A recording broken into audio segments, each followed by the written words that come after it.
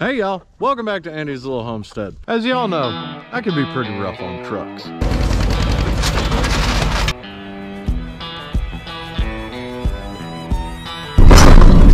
Because this is not fun. Today, we're going to talk about my new truck. This beautiful feat of 80s engineering put into a 90s truck has the highest mileage I've ever had on a vehicle. She's got 375,000 miles. As you can see, the chicks love it. It belonged to my father-in-law. He finally retired it. As far as I'm concerned, he's a miracle worker because he took a relatively unremarkable vehicle and made it last a really long time. So today we're going to talk about how that happened. Because the reality is there's nothing special about this truck. There's plenty of vehicles out there that you see with really high mileage, but this isn't really one of them. But he made it happen regardless. And not only is it still running, but it's running reliably. I drove it all the way from Kentucky to here. So let's talk about this old girl. The first thing that you can't help but notice is the beautiful teal-ish green that's going on it. If Lisa Frank had designed a truck, this would be it. Should be swimming next to a dang dolphin or a unicorn or something. But what most people don't know is that tropical color paint jobs add 10 horsepower. It's a true story. And adding 10 horsepower would be good when you take a look at what we got under the hood.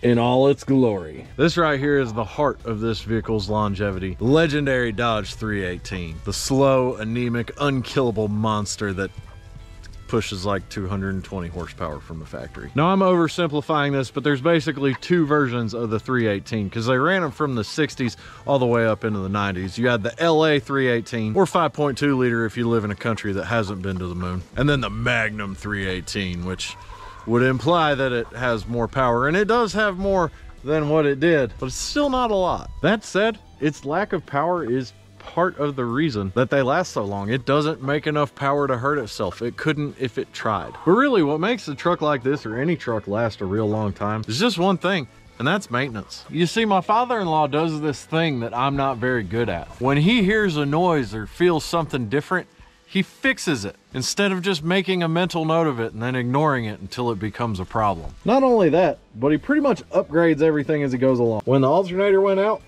he put a higher amperage alternator in. When it's time to change the plugs and wires, he upgraded all of them. Them being upgraded means that he's got better electrical delivery. He's gonna have a better spark, which means more complete fuel burn off, which means that there's less crap building up. And I'm oversimplifying this, but that's basically what's happening. The son of a biscuit doesn't leak oil. It may have at one point, but when a drop hit the driveway, he was out there swapping the rear main. As opposed to what I do, which is just add a quart every other time I fill up. And while it is relatively underpowered, the 318 Magnum in this bad boy actually pushed the towing capacity to like 7,000 pounds. And you know what the man didn't do?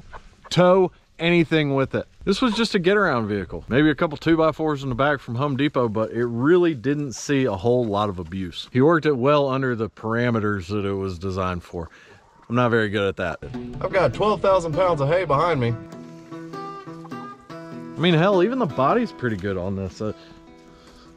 Well, except that. It's cool though, because we got the red tape over the taillight there.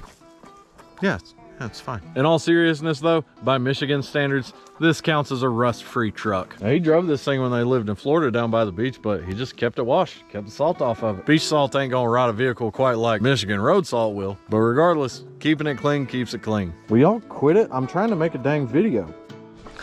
Okay, fine, I'll feed you.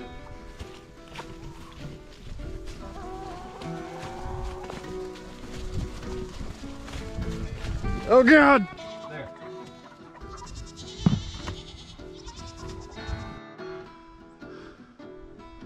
I'm not out of breath, you're out of breath. Now, none of this is to say that the truck is perfect, you know.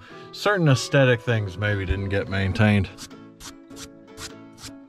If you scratch on the ceiling, it snows on you. Also, I managed to put a new crack in the dash just by clipping the camera to it. It's okay, that's not important stuff. Oh, and we got our custom Bluetooth radio right there on the dash. That's fine. None of that's really all that important. He mostly kept all the moving parts maintained. And while that sounds simple, if you want a vehicle to last a real long time, you gotta be kind of picky about it. Take something simple, for example, like balanced tires. If your tires are out of balance, they're gonna vibrate. That vibration is gonna make its way through the wheel bearings, through all the front suspension components, start to wear those out quicker than they should. It's these little things that compound on each other when you're an idiot and something starts making a noise.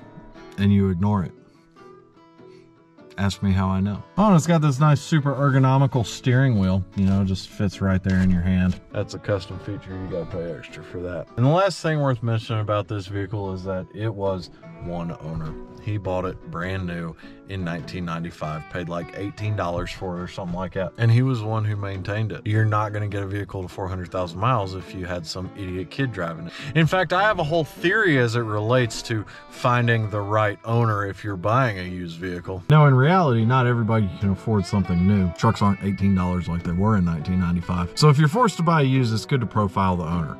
If it's an idiot kid who stuck halo headlights on it, don't buy it. If it's an old guy who feels very strongly about a particular brand of oil filter, that's the one. In fact, if the previous owner of a vehicle isn't strongly opinionated about oil filter brand, it's not even worth it. Now, before y'all jump in and be like, Andy, you got another truck, Bobby? Okay, look, it's for my oldest for when he starts driving. I paid $0 for it. It was a gift. We went down to help him move. They were like, here's a truck. I hate moving, but it was worth it. But y'all, we're happy to have it. Like I said, it's absolutely nothing special about it. In fact, it's actually two-wheel drive, which is not ideal for winter up here, but it does have Positrack, so it might not get stuck as much.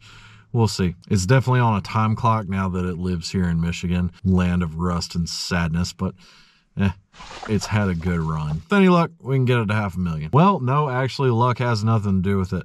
If I can keep on top of it and fix the sounds instead of fixing the just real problems, then we'll be good. But anyway, I thought it was pretty cool seeing a vehicle that's really not known for going crazy high mileage to be where it's at. I guess what I'm saying is, if this beautiful teal piece of beauty can make it this far, so can pretty much anything.